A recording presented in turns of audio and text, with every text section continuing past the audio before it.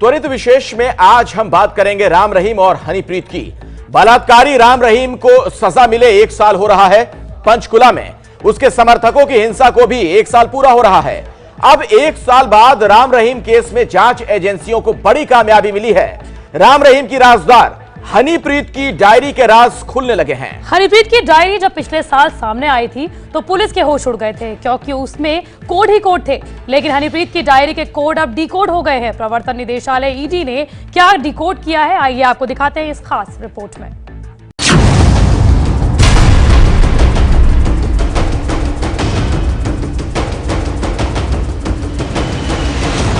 तो ये वो कोड हैं जो जेल में बंद बलात्कारी राम रहीम की मुश्किलें बढ़ा सकती हैं, और ये कोड कहीं और से नहीं बल्कि हनीप्रीत की डायरी से मिले हैं।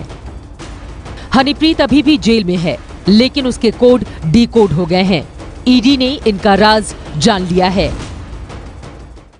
आयकर विभाग के सूत्रों के मुताबिक जब इन कोडों को सुलझाया गया तो एक बड़ा खुलासा हुआ। आयकर विभाग को पता चला कि हनीप्रीत की डायरी में 20 करोड़ रुपए की प्रॉपर्टी और उससे संबंधित लेन देन की बातें लिखी हुई हैं। आयकर विभाग ने जब इस बारे में हनीप्रीत से जवाब मांगा तो उनके पास कोई जवाब नहीं आया। बल्ले बल्ले भी होगी, बल्ले बल्ले बल्ले।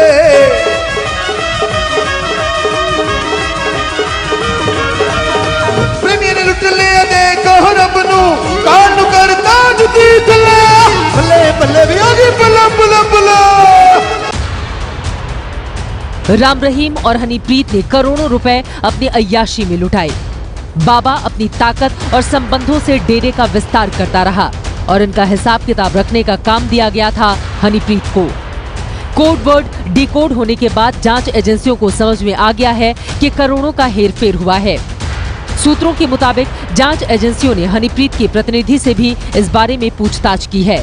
साथ ही हनीप्रीत का आयकर रिटर्न देखने वालों से भी जवाब मांगा गया, लेकिन दोनों तरफ से एजेंसियों को कोई ठोस जवाब मिला नहीं। इसीलिए अब एजेंसियां प्लान बी पर काम कर रही हैं। आयकर विभाग के सूत्रों के मुताबिक विभाग इस मामले में जेल में बंद हनीप्रीत से पूछताछ की तैयारी कर रहा है। हनीप्रीत इस मामले में यदि आयकर विभाग को संतोषजनक जवाब दे देती है तब तो ठीक है, वरना इस पूरी रकम को हनीप्रीत की इनकम मान लिया जाएगा और आयकर विभाग इस पर 100 से लेकर 300% तक का जुर्माना भी लगा सकता है। अब सवाल ये है कि हनीप्रीत जांच एजेंसियों को क्या जानकारी देती है, क्योंकि अगर उसने काली कमाई का कच्चा चिट्ठा खोला तो आयकर विभाग के शिकंजे में कई और अधिकारी भी आएंगे। वैसे हनीप्रीत के इन कोड वर्ड से अभी सिर्फ 20 से 25 करोड़ की काली कमाई का पता लगने की ही संभावना है, जबकि काली कमाई का साम्राज्य कहीं ज्यादा बड़ा है। लेकिन सबसे अहम बात यह है कि हनीप्रीत का मुंह खुलवाना इतना आसान भी तो नहीं। संवाददाता ओम प्रकाश तिवारी की रिपोर्ट। धर्म के नाम पर बलात्कारी राम रहीम ने जो पाप की सल्तनत खड़ी की है, वो सिर्फ देश तक ही सीमित नहीं बल्कि अमेरिका, जर्मनी, इटली और कनाडा में भी है। और ये बात ईडी की जांच में सामने आई है। America, Canada, Australia, Italy, Germany, New Zealand, ये दुनिया के वो बड़े देश हैं जहां राम रहीम ने भक्तों से ठगे पैसों के दम पर पाप का साम्राज्य खड़ा किया। और ये दावा ईडी ने राम रहीम से जब्त लैपटॉप को खंगालने के बाद किया है। और इन खुलासों के बाद ईडी ने फॉरेन एक्सचेंज मैनेजमेंट एक्ट यानी कि फेमा के तहत 4 मामलों की जांच शुरू कर दी है। दस्तावेजों के मुताबिक यूएसए में डेरे के पास कुल 10 एकड़ जमीन है, जिसके 7 डायरेक्टर हैं। इनमें से 3 डायरेक्टर इंडिया के हैं, जबकि 4 डायरेक्टर यूएसए के हैं। 3 डायरेक्टरों में बाबा राम रहीम और उनकी परिजन चरणप्रीत कौर का नाम भी शामिल है। यूएसए के 7 में से 4 डायरेक्टर भारतीय मूल के बताए गए हैं, जिनके पास अमेरिका का नागरिक होने का दावा है। अमेरिका में जो आश्रम रजिस्टर्ड है, उसका डेरा सच्चा सौदा नाम से अकाउंट भी है। पैसों की लेन देन के लिए रंजोध और रघुवंदर के साइन चलते हैं। आश्रम के 10 एकड़ में से 8 एकड़ जमीन में बादाम के पेड़, जबकि 2 एकड़ में 2 घर बताया गया है। राम अल्लाह राम वाहिगुरु गौड़ राम जी करवत कमाल है, राम जी डलवत धमाल, राम जी करवत कमाल, राम जी डलवत धमाल। बल्ले बल्ले भी होगी बल्ले बल्ले बल्ले।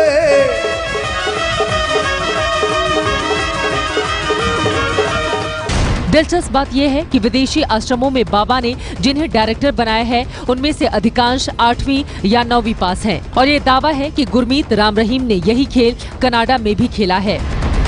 टोरंटो में ओंटारियो इनकॉर्पोरेशन के नाम से डेरा रजिस्टर्ड कराया है। डेरे के लिए 10 एकड़ जमीन ली गई है। कनाडा के सूरे और कलगरी में डेरा सच्चा सौदा सोसाइटी और Shah Satnam ji Green S Welfare Force Wing and Society के नाम से बैंक खाते हैं। हमें मारना अपने आप को मारने के बराबर है।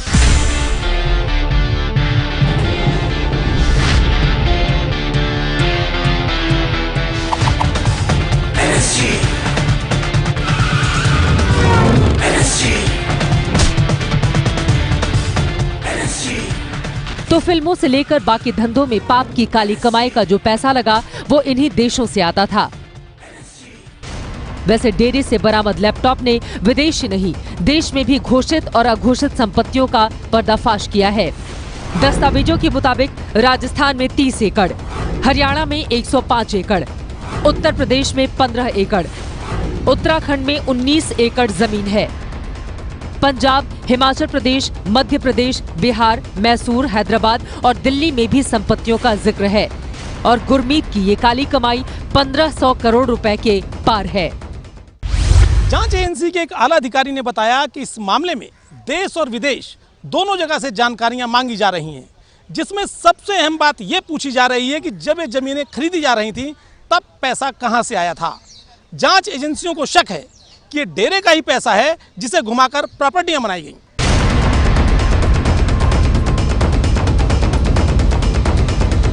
और अब से ठीक 1 साल पहले राम रहीम के समर्थकों ने जिस पंचकुला शहर को आग की लपटों में झोंक दिया था उस हिंसा के पीछे भी राम रहीम की काली कमाई ही थी। और ये साजिश किसी और ने नहीं बल्कि बाबा की हनी ने रची थी। पंचकुला में हिंसा के लिए जो 1.25 करोड़ रुपए बांटे गए थे उस मामले में ईडी ने हनीप्रीत समेत 3 लोगों के खिलाफ मुकदमा दर्ज किया है। ईडी जानना चाहता है कि 1.25 करोड़ रुपए की बड़ी धनराशि आखिर आई कहां से थी और इसमें हनीप्रीत का रोल क्या था। ईडी ने इस बारे में 1 दर्जन से ज्यादा लोगों से पूछताछ की है और अब हनीप्रीत से पूछताछ की तैयारी की जा रही है। बलात्कारी बाबा राम रहीम को जेल में पूरा 1 साल हो गया है। पिछले साल 25 अगस्त को राम रहीम को बलात्कार का दोषी ठहराया गया था। 1 साल में जेल में कैसे बीती है राम रहीम की जिंदगी, वो जेल में क्या क्या करता है, देखिए ये खास रिपोर्ट। 25 अगस्त ये वो तारीख है जब साध्वी बलात्कार कांड में पंचकुला की विशेष सीबीआई अदालत ने राम रहीम को दोषी करार दिया था और फिर ये हाई प्रोफाइल बाबा पहुंच गया सलाखों के पीछे।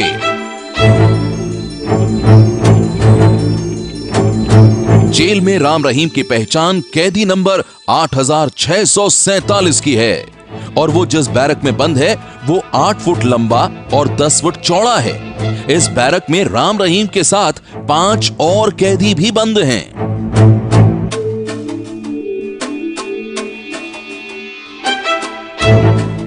जेल जाने के शुरुआती कुछ दिनों तक तो राम रहीम दहाड़े मार मार कर रोता था। वो जेल का खाना भी नहीं खाता था, लेकिन धीरे धीरे बलात्कारी बाबा को जेल की जिंदगी की आदत हो गई।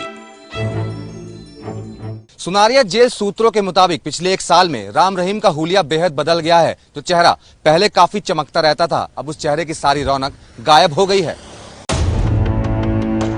राम रहीम जब जेल पहुंचा था तो उसका वजन 106 किलो था, लेकिन अब जेल का खाना खाकर बलात्कारी बाबा का वजन 92 किलो ही रह गया है। यानी पिछले 1 साल में उसका वजन 14 किलो कम हो गया है। यही नहीं, बलात्कारी बाबा की अधिकांश दाढ़ी भी पक गई है और अब वो बूढ़ा नजर आने लगा है। हालांकि वजन घटने से अब वो पहले से ज्यादा फिट है और उसकी डायबिटीज में भी सुधार है। रोहतक की सुनारिया जेल में कैद बलात्कारी बाबा राम रहीम को कोई रियायत नहीं दी गई है और उसे दूसरे कैदियों की तरह ही काम करने पड़ रहे हैं। जेल में राम रहीम सुबह 5:30 बजे उठता है, 6:30 बजे से लेकर 8:30 बजे तक वो खेतों में काम करता है। वो पौधों को पानी देता है और इसके लिए उसे हर रोज मिलते हैं 40 रुपए। खबरों के मुताबिक राम रहीम को जेल में खेती के लिए 1000 गज जमीन दी गई है और वो उसमें जमकर आलू की खेती कर रहा है। 2 घंटे तक खेतों में काम करने के बाद राम रहीम आधे घंटे तक योग करता है। सुबह 9 बजे वो जेल के कॉन्फ्रेंसिंग रूम में पहुंचता है। अनेक मामलों में वीडियो कॉन्फ्रेंसिंग के जरिए सुनवाई होती है, जो अमूमन शाम तक चलती है।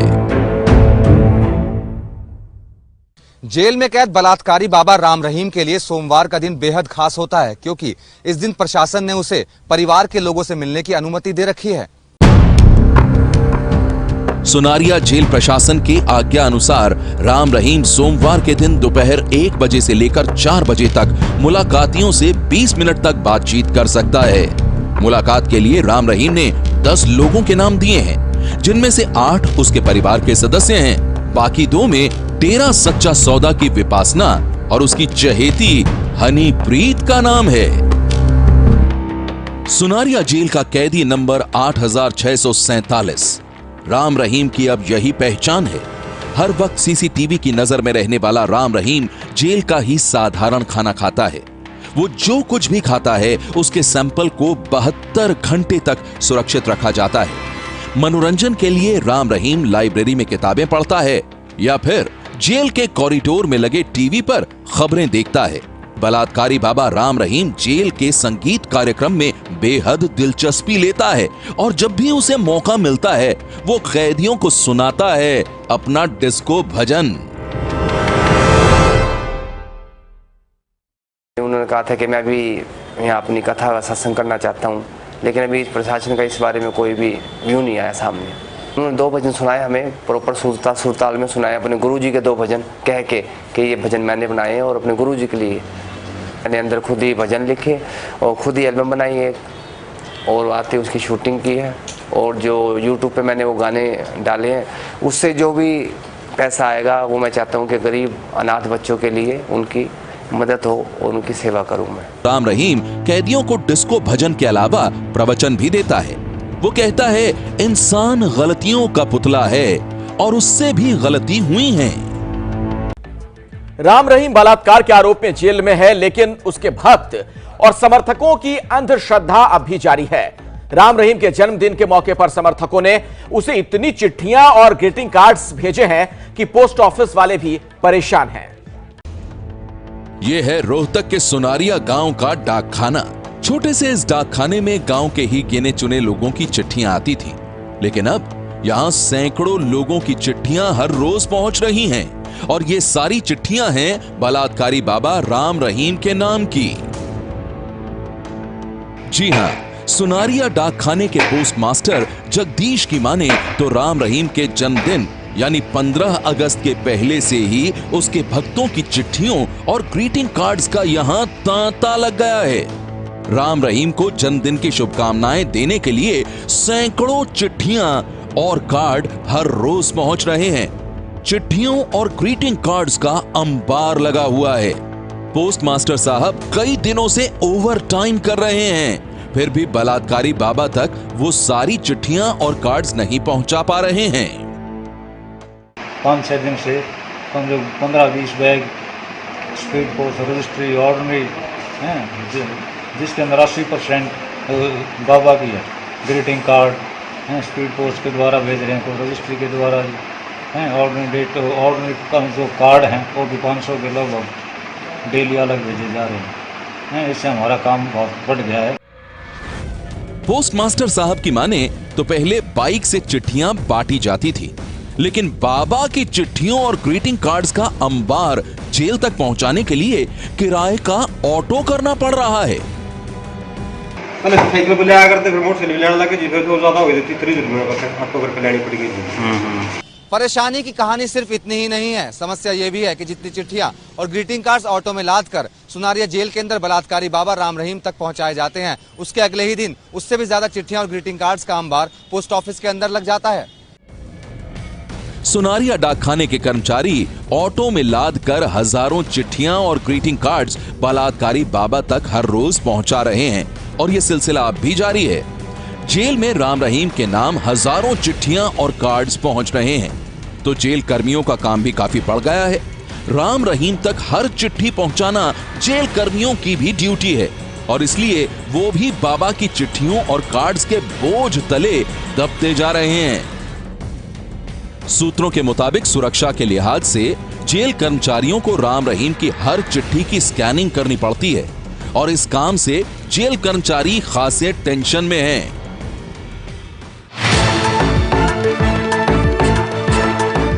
ये है एबीपी न्यूज, आपको रखे आगे।